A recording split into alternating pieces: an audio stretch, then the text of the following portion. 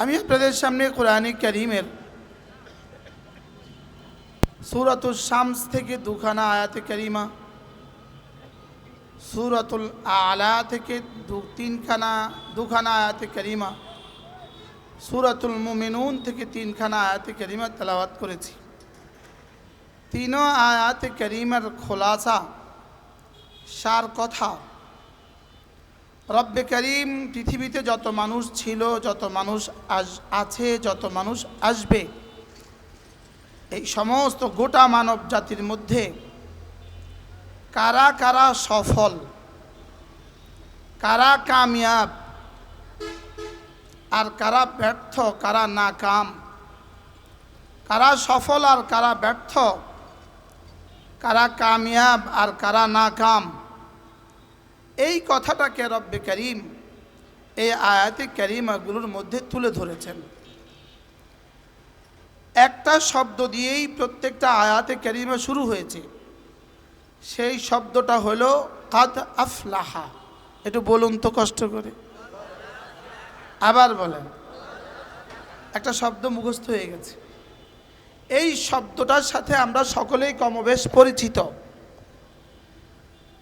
কাদ আফলাহা মানে সফল হয়েই গেছে, হয়ে গেছে নয়, হয়েই গেছে, রস্যই লাগাতে হবে। সফল হয়েই গেছে। মূলত বলা দরকার ছিল সফল হবে, লেকিন যেটা নিশ্চিত বিষয়, এটাকে রব অতীতকালের শব্দ দিয়ে মাজি দিয়ে তাবির করেন, এজন্য এটাকে মাজি দিয়ে বলেছেন আফলাহা। ফালাহ একটা শব্দ, যে শব্দকে আমরা প্রতিদিন 20 বার শুনে থাকি। প্রতিদিন কমপক্ষে কতবার শুনি আমরা? 20 বার। এই শব্দটা প্রত্যেক দিন আমরা, প্রত্যেকটা বালেক পুরুষ আমরা প্রতিদিন 20 বার শুনে থাকি এক শব্দ।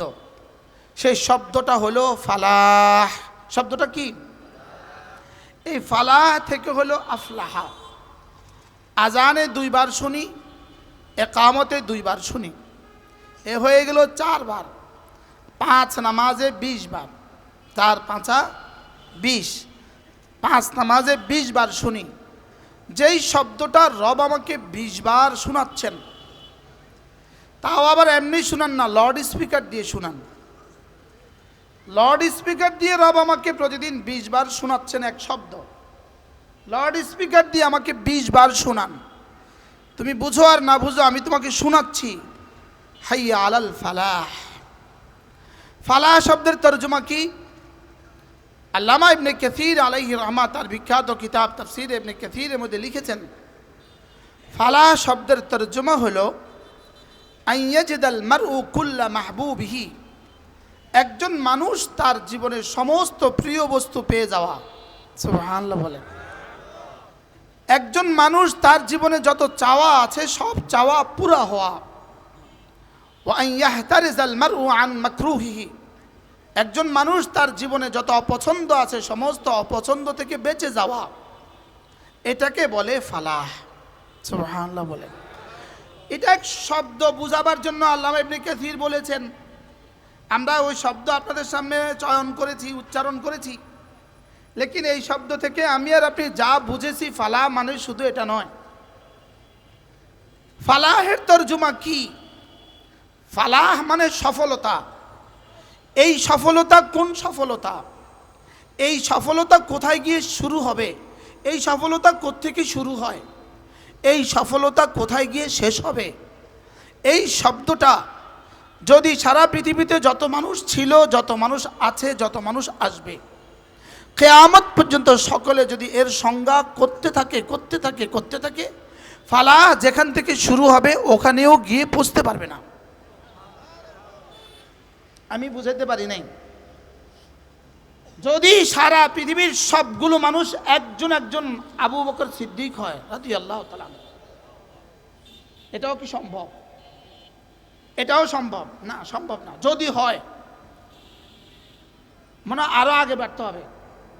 যদি সারা পৃথিবীর প্রতিটা মানুষ জিবরিল আমিন হয়, কি বলছি বলেন? আচ্ছা, জিবরিল আলাইহিস সালামের মতো হয়, আর কিয়ামত পর্যন্ত জিবরিলের মতো মানুষগুলো 800 কোটি মানুষ যদি 800 কোটি জিবরিল হয়, আর কিয়ামত পর্যন্ত ফালাহের তরজমা করতে থাকে, কিয়ামত পর্যন্ত যেখানে গিয়ে শেষ হবে ফালাহের সর্বনিম্ন ব্যক্তিটা ফালাহ সেখান থেকে শুরু হবে। ঘরসাজাবো.com, ঘর সাজানোর সবকিছু এক ক্লিকে।